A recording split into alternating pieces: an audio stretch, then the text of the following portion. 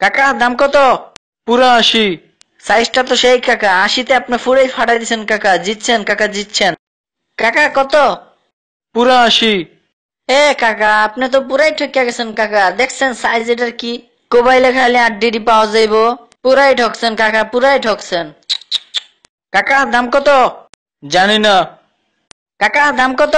I I I আরে শালার মুদেরা চুপ আই শালার মুদেরা ধর শালার মুদেরা আরে বাড়াই দাও হয় না ভৈরা দে আমারে ভৈরা দে তোরা ভৈরা দে আমারে তোরা ভৈরা দে আমারে তোরা ভৈরা দে কতদিন ভৈরা আগায় যাবি ভাইয়া দে আমারে তো ভৈরা দে ভৈরা। এবার আমার এলাকায় আমার গরুটাই সবচাইতে বড়। এবার গাবতলী থেকে সবচাইতে বড় গরুটা আমি কিনছি একবারে 50 লাখ টাকা দিয়া। শালার 1 টাকাও কম রাখে নাই, পুরো গন্যা 50 লাখ টাকা নিছে। তবুও চিন্তা করছিলাম আরো একটা লমো, কিন্তু 1.5 টাকা শর্টের লিগে লইতে পারলাম না। যাজ্ঞা সমস্যা নাই, এবার একটা দিয়েই চালাই দিমু। কিরে ফোননি তুই একলাই সুতকে, তোর লগের আবলটা কই? তোর থেকে বড় গরুটা কিনতে গেছে। আরে বেটা তুই হাসালি, কারণ গাবতলী সবচেয়ে বড় গরুটাই আমার কাছে। ধরো বেটা, গাবতলী ছাড়া কি আর বাংলাদেশে কোনো হাট নাই? দরকার হলে সারা বাংলাদেশ ঘুরা তোর থেকে বড় গরু আনবো। হ পারলে আইনা দেখাইস।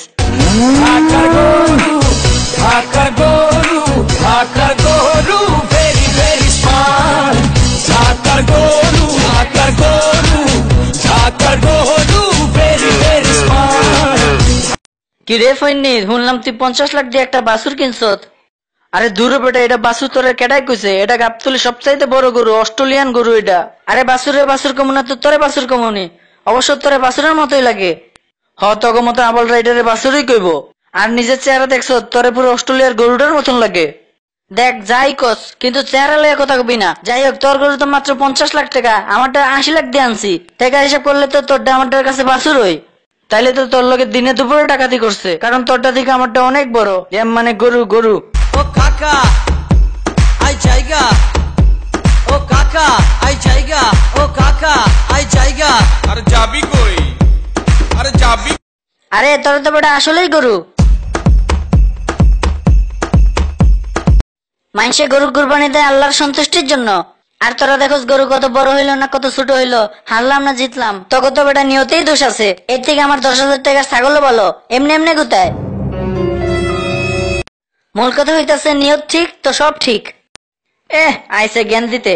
আরে বলো এটা জ্ঞান না, ও ঠিকই কইছে। আমাদের উচিত আল্লাহ সন্তুষ্টি এবং নিয়ত ঠিক রেখে কুরবানি দেওয়া, এবং কুরবানির গোশত আত্মীয় স্বজন প্রতিবেশী এবং গরিব দুঃখীদের মাঝে বিলিয়ে দেওয়া।